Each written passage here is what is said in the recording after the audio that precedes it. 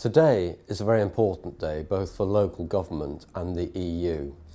The EU has recognised, and others still need to recognise, that whenever they give international aid, whenever they give national aid, it all gets spent in communities. It gets spent in health clinics, it gets spent in schools, it gets spent in youth clubs, it gets spent in small businesses.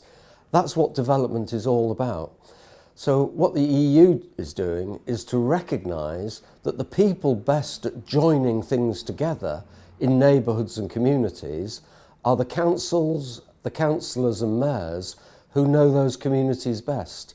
So this money will strengthen our capacity to do our job better, and I hope that other organisations like the World Bank and the UN will watch what happens very closely and do the same.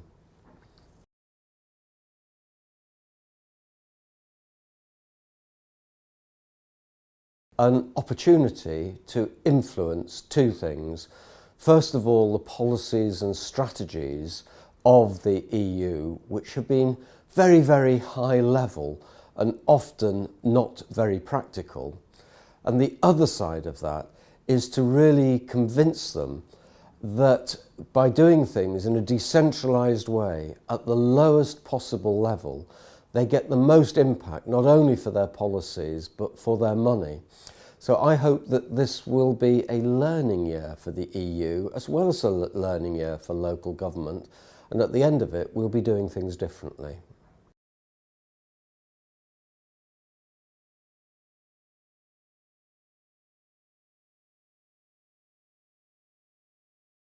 In 7 years' time, I hope two things will happen.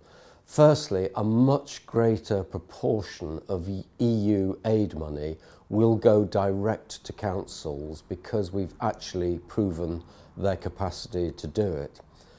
And the effect of that will be a lot more happiness, a lot more success, a lot more money actually being delivered in the community, not being siphoned off by national government and other bodies.